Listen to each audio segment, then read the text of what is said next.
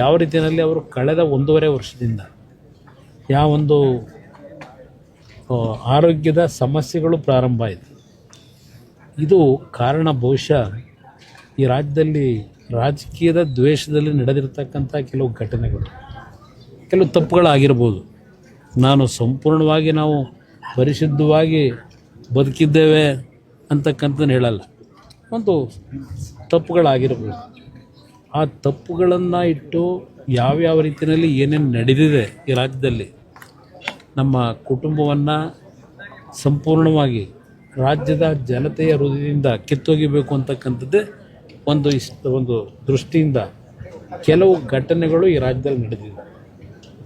ಅದನ್ನು ಈ ಸಂದರ್ಭದಲ್ಲಿ ನಾನು ಹೇಳಲಿಕ್ಕೆ ಹೋಗೋದಿಲ್ಲ. ಇದು ನಾವೆಲ್ಲರೂ ಅತ್ಯಂತ ಆತ್ಮಕ್ಕೆ ಶಾಂತಿಯನ್ನು ನಮ್ಮ ತಾಯಿ ಕೊಡಬೇಕು ಅನ್ನೋದಕ್ಕೆ ಇವತ್ತು ಸಹ ಹಾಲು ತುಪ್ಪ ಇವತ್ತು ಅರ್ಪಿಸ್ತಕ್ಕಂಥ ಸಂದರ್ಭದಲ್ಲೂ ನಮ್ಮ ಅಭಿಮಾನಿಗಳು, ಕಾರ್ಯಕರ್ತರು, ಅವರನ್ನು ಪ್ರೀತಿಸ್ತಾ ಇದ್ದಂಥ, ಅವರು ಪ್ರೀತಿಸಿದ್ದಂಥ ಜನತೆ ಬಂದು ಇವತ್ತೇನು 3ನೇ ದಿನದ ಕಾರ್ಯಕ್ರಮದಲ್ಲೂ ಭಾಗವಹಿಸಿದ್ದಾರೆ. ಬಹುಶಃ ಅವರು ಇನ್ನೂ ಬದುಕಿರ್ತಿದ್ದರು ನನ್ನ ಅಭಿಪ್ರಾಯ. ಒಂದು ಬಾರಿ ಆಸಿಡ್ನ ಪ್ರಕರಣ ನಂತರ ನಮ್ಮ ಕುಟುಂಬದಲ್ಲಿ ಅವರಿಬ್ಬರು ಏನು ವಯಸ್ಸಾಗಿರ್ತಕ್ಕಂಥವರಿದ್ದರು, ಅವರ ಮಾನಸಿಕವಾಗಿ ಯಾತನೆಗೆ ಒಳಗಾಗ್ತಕ್ಕಂಥ ರೀತಿಯಲ್ಲಿ ಏನೇನು ನಡೀತು ಅಂತಕ್ಕಂಥದ್ದು ಮುಂದಿನ ದಿನಗಳಲ್ಲಿ ಯಾರಾದರೂ ಇತಿಹಾಸ ಬರೆಯೋರು ಹೇಳ್ತಾರೆ.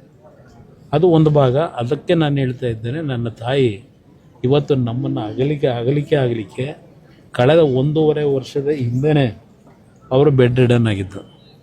ಅಲ್ಲಿಂದ ಇಲ್ಲಿವರೆಗೂ ಅವರು ಪಟ್ಟಿರ್ತಕ್ಕಂಥ ಹಿಂಸೆ ಮತ್ತು ಹಂತವಾಗಿ ಅವರಿಗೆ ನೆನಪಿನ ಶಕ್ತಿಯೂ ಕಡಿಮೆ ಆಗ್ತಕ್ಕಂಥದ್ದು, ಯಾರನ್ನು ಗುರುತಿಸ್ತಾ ಇರತಕ್ಕಂಥ ಪರಿಸ್ಥಿತಿಗಳು ನಿರ್ಮಾಣ ಆಗಿದ್ದು. ಅಂಥ ಸಂದರ್ಭದಲ್ಲೂ ಯಾರಾದರೂ ನೋಡ್ಲಿಕ್ಕೆ ಬಂದರೆ ಊಟ ಮಾಡಿದ್ದೀರಾ, ಊಟ ಮಾಡಿ, ಅದು 2 ಪದ ಬಿಟ್ಟರೆ ಇನ್ನೇನೋ ಬಾಯಿನಲ್ಲಿ ಬರ್ತಿರಲಿಲ್ಲ. ನನ್ನನ್ನು ಸ್ವಲ್ಪ ಮತ್ತೆ ನಮ್ಮ ಇಬ್ಬರು ತಂಗಿರಿದ್ದಾರೆ, ಅವರನ್ನು ಸ್ವಲ್ಪ ನೆನಪಿನಲ್ಲಿ ಇಟ್ಕೊಂಡಿದ್ರು. ನಾನು ಏನಾದರೂ ಒಂದು ವಾರದಲ್ಲಿ 2 ದಿನವೋ 3 ದಿನವೋ ಯಾವಾಗಾದ್ರೂ ಫ್ರೀ ಇದ್ದಾಗ ಹೋದಾಗ, ಒಳ್ಳೆ ಕೆಲಸ ಮಾಡಪ್ಪ, ಯಾವಾಗ ಬಂದೆ, ಡೆಲ್ಲಿಗೆ ಹೋಗಿದ್ದ, ಇದು ಮಾತ್ರ ಅವರಲ್ಲೇ ನೆನಪಿನಲ್ಲಿತ್ತು. ಆ ರೀತಿಯಲ್ಲಿ ಒಳ್ಳೆ ಕೆಲಸ ಮಾಡಪ್ಪ ಅಂತಕ್ಕಂಥದ್ದು ಹೇಳೋರು ಅಷ್ಟೇ.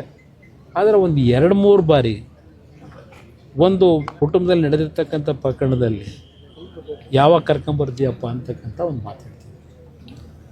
ಅದು ಇವತ್ತು ನನಗೆ ನೋವಿದೆ. ಅವರಿಗೆ ಅಂಥ ಒಂದು ಸನ್ನಿವೇಶಗಳನ್ನು ತಡಿಲಾರ್ದೇ ಇವತ್ತು ಇಂಥ ಒಂದು ದಿನವನ್ನು ನಾವೇನು ಕಾಣಬೇಕಾಗಿದೆ. ಬಹುಶಃ ಇನ್ನೂ 3-4 ವರ್ಷಗಳು ಆ ರೀತಿಯ ಇವತ್ತಿನ ದಿನ ನಾವು ನೋಡ್ಲಿಕ್ಕೆ ಸಾಧ್ಯ ಇರಲಿಲ್ಲ. ಆದರೆ ಅದನ್ನು ದೇವರು ತೀರ್ಮಾನ ಮಾಡಿರೋದು, ನಾವಲ್ಲ.